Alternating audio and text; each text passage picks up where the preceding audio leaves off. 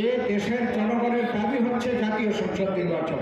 আপনারা জানেন বর্তমানে যে সরকার প্রতিষ্ঠিত, এই সরকার বৈষম্য বিরোধী ছাত্র গণ অভ্যুত্থানের যে আন্দোলন তার ফলপ্রসূ এই সরকার প্রতিষ্ঠিত।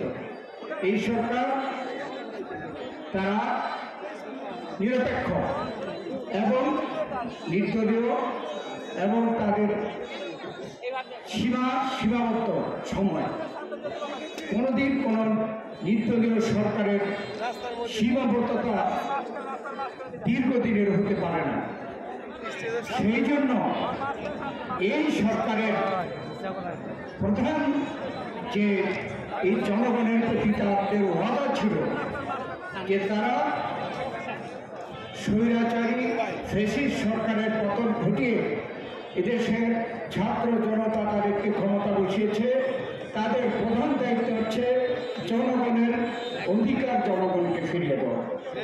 তো জনগণের অধিকার সবচেয়ে বড় অধিকার হচ্ছে ভোটের অধিকার।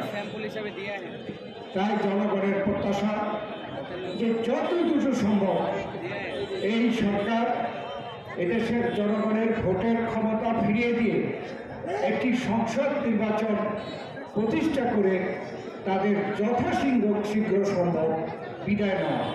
তাহলে এই সরকারের সম্মানমতো বিদায় নিতে পারবে, এদেশের জনগণও কিন্তু রক্ষা পাবে, মুক্তি পাবে।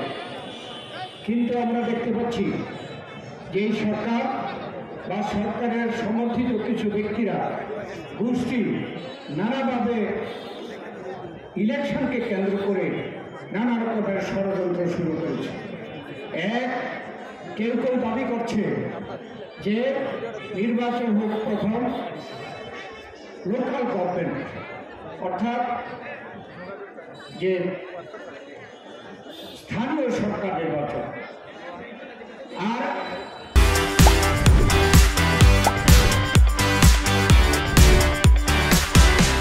এ দেশের জনগণের দাবি হচ্ছে জাতীয় সংসদ নির্বাচন।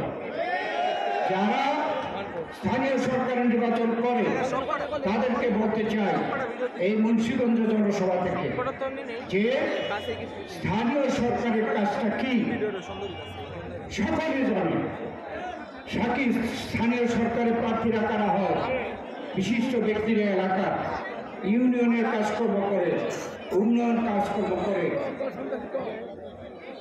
এবং অন্যান্য কাজকর্ম করে। মেম্বার হয় কারা? ওয়ার্ডের স্থানীয় নেতৃবৃন্দ। তাদের দায়িত্ব কিন্তু জাতীয় কোনো দায়িত্ব না। জাতীয় দায়িত্ব হচ্ছে জাতীয়